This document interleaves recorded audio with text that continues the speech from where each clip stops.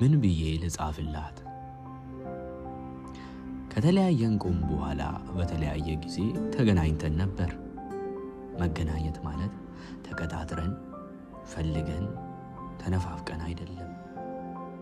እንዳጋጣሚ ሆኖ 2 ወይም 3 ተገናኝተናል። መንገድ ላይ ሩቅ ለሩቅ እዚህና እዛ ሆነን ተገናኝተናል። የሆነ ቀን ትዝ ይለኛል ከጓደኞቼ ጋር ሆኜ የሆነ ካፌ ቁጭ ብዬ ሳለ እንደ ድንገት እነሱን አይታ ልታናገራቸው መጣች። ፊቴን አዙሬ ስለተቀመጥኩ ከእነርሱ ጋር መሆኔን አጠገቤ እስክትደርስ አላወቀችም። ተራ በተራ ያን እኔ የናፈኩትን ፈገግታዋን እየለገሰች ማናገሯን ጀመረች። አይምሮዬ በማይክሮ ሰከንዶች መሃል ብዙ ነገሮች አሰበ። ታናግረኛለች ይሁን? እኔስ አናግራታለሁ ይሁን? አቅፋ ታናግረኛለች ወይስ እዛው በተቀመጥኩበት እጇን ትዘረጋልኛለች? ዝም ትለኛለች? ብዙ ጥያቄዎች ራሴን ጠየቅኩ። መልሱ ግን የእርሷ ነው። አብረውኝ የነበሩት ጓደኞቼ 4 ናቸው። ስንት ነገር ሳስብ ስሜቴ ደግሞ በፈገግታዋ ሲታገል ተራው ደርሶኝ ቀና ብዬ ፊቷን አየሁት። እየሳቀች እጇን ዘረጋችልኝ። ተጣልተን እንዳለን ጓደኞቼ እንዳያውቁ ለማድረግ እየጣረች ነው። እኔ መረዳኋት። በስራ ሰላምታ ተቀያየን። በነገራችን ላይ እኔና እርሷ ፍቅረኛሞች እንደሆንን ከእኔና እርሷ በስተቀር ሌላ ሰው ያውቃል ብዬ አላስብም።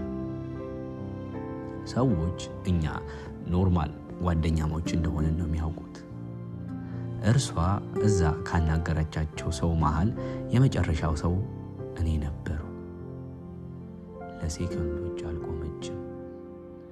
ወጥታ እርምጃዋን ቀጠለች። ይህ ነገር የሆነው የዛን ቀን ነው። የዛሬው ግን የተከናወነው ከ4 ቀን በፊት ነው። መንገድ ላይ ዝም ብዬ ቆሜያለሁ። በኢርፎን የፀሐዬ ዮሐንስን ብሌኔ የሚለውን ሙዚቃ እያዳመጥኩ ነበር። ጊዜው አመሻሽ ላይ ነው። በግምት ወደ 1 ሰዓት አካባቢ ይሆናል። እዛው ቆሜ ባለሁበት ጀርባዬን የሆነ ነገር ከበደኝ።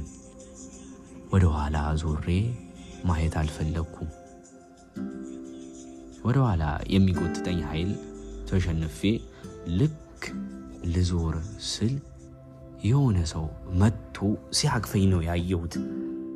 ወደ ኋላ ዞሬ እንኳን አልጨረስኩም። ልክ ለመዞር መንገድ ላይ እንደጀመርኩ ግጥም ፊቷን እንኳን አላየሁትም።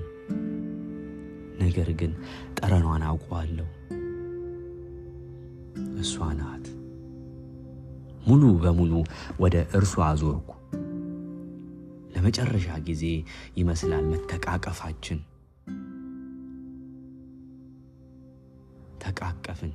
እቅፍቅፍ በደንብ አድርጋ ወደ እርሷ ያዘችኝ።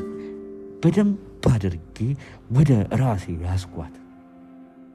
ልክ እንደ ወታደር በጦርነት ሜዳ ላይ እሞታለሁ ብሎ ተስፋ ቆርጦ እንደነበር፣ ነገር ግን ሳይሞት ተመልሶ ሚስቱና ቤተሰቡን እንዳገኘ ሆንን። ምንም ሳንነጋገራለን። እኔ ላይ ራሷን ጥላ ራሷን ረስታ ብዙ ቆየን። ትንሽ ከራሴ ላይ ቀና ላደርጋት ሞከርኩ፣ ደህንነቷን ለማወቅ። ቀስ ብላ እጇን ከእኔ ላይ አነሳች።